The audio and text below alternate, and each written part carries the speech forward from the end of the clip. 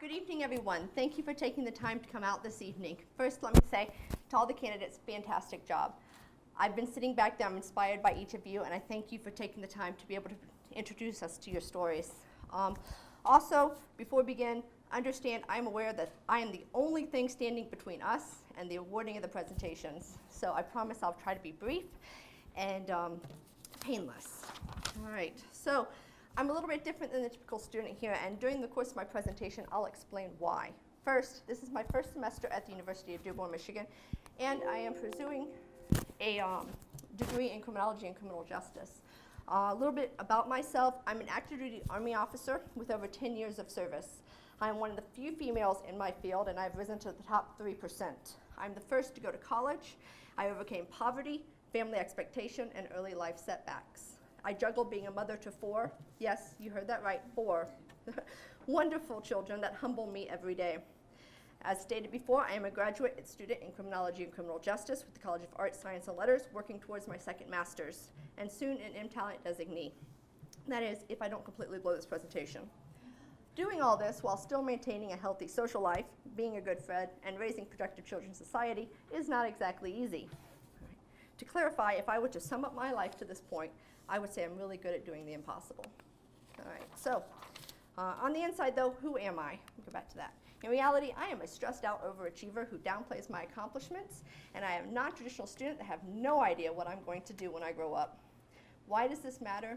Because it opens so many doors for me. I am not constrained by one goal. I don't have a must-accomplish list, and my definition of success is very simple. Does what I am doing make me happy, and does it make an impact on somebody else? This is important because it gives my work purpose, and it encourages me to do my best. To do this, though, I need to know my strengths and weaknesses. Recognizing our strengths and weaknesses is vital in today's society. For example, one of my fears is heights. I can jump out of airplanes all day long, but ask me to get on a roof, you'd have a better chance of snow in Florida in July. As a result, roofing is not a career choice for me. Another fear of mine is having no clue what I'm going to do when I get out of the military. Add in my additional responsibilities, and you can see why I might be a little bit scared. This is where the Talent Gateway steps in. This program is phenomenal. It takes a person, no matter what stage in life, and gives them a self-paced, goal-oriented program that builds both soft skills and confidence. I know some of you out there are like, what are soft skills, Tracy? For the purpose of my presentation, I'm not going to give you a whole bunch of backstory about my experience with the University of Michigan-Dearborn. I'm going to teach you a little bit here. Hard skills are different from soft skills. Hard skills are defined as the technical abilities of a job, and nobody is born with them. However, they are teachable qualities or abilities and are easily measurable.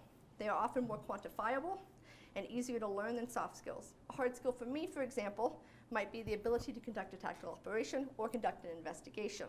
Normally, you acquire your hard skills in the classroom, in an online course, through books or other materials, or on the job. Soft skills, in contrast, are skills such as communication, leadership, critical thinking, and work ethic. In easy terms, they are the skills that allow you to perform your job well. This is key to understanding why, because employers look for both kinds of skills. They do this because hard skills show that you're great for a specific job. Soft skills prove that you're a great fit anywhere. They're part of your personality, but rest assured you can learn them. To get hired, you need to show the right mix of the right hard and soft skills in the right way. But what did I want to achieve by participating in the Talent Gateway? I wanted to prepare myself for my transitions, both in my career and my life. The opportunities and knowledge that I learned from the Talent Gateway will definitely assist my transition and my desire to stay relevant in the workplace.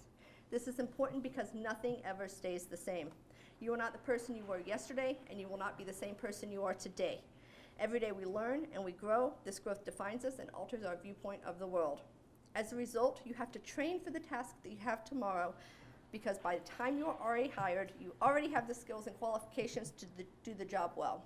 It is your responsibility to continue your education to prepare yourself for your next transition. An example of this transition is transitioning from an employee to a manager. This shift in responsibilities require that you step outside your comfort zone and learn additional skills and improve on your soft skills. To do this, preparation is key. Opportunity rarely lets you know when it will come knocking. By preparing yourself in advance, you'll be ready when the time comes to improve yourself. The Talent Gateway is a vital tool in both teaching and reminding students of the skills needed to make smooth transitions. Now I'm going to give you two different perspectives real quick before we end. The first is the Talent Gateway from a graduate student perspective. Talent Gateway works well with classes by allowing you to do the program at your own pace and merging your classes into the challenges. It takes as little as 10 minutes a day, but builds upon challenges so that you're constantly adding blocks to your foundation. My favorite challenge was Seek a Mentor. This challenge allowed me to look for a person who achieved the goals that I'm aiming for and receive continuous mentorship and guidance on how to do the same thing. In the end, I developed a lifelong friendship that I know will benefit me and my family. The most beneficial challenge, in contrast, was the Researching Job Market Challenge, because it updated me on my job market and introduced me to a new career path within my experience. This is important if you remember that little fear about transitioning out of the military. Who do I believe could benefit the most? Veterans and non-traditional students that may or may not have knowledge and resources available to fully engage in the community, like many of our undergraduates and graduate students here. Overall, the experience was extremely positive, and I would do it again. All right, I want to speak about the Talent Gateway from a managerial perspective. I know that several company representatives are here today, and I thank you for your help in assisting us as we grow, but I wanted to take a moment to discuss the program from a unique viewpoint. Having served in leadership and managerial roles for the past 12 years, I thought this would be beneficial because we always talk about how the program can help us, but never how we can help our future employers. Employers are looking for talent, both natural and self-made. This program gives the prospective employee the right tools to communicate our abilities and characteristics to an employer in a manner that is confident, direct, and knowledgeable. By knowing who you are and what you bring to the team, you build both credibility and confidence in yourself and your work.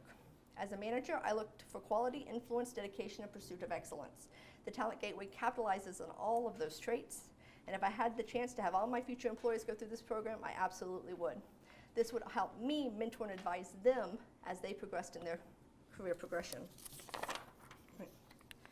With that being said, I have completed the final challenge, and in closing, thank you all for attending. I appreciate your patience here at the end, and if you would like to discuss anything in my presentation or any time else, please catch me afterwards.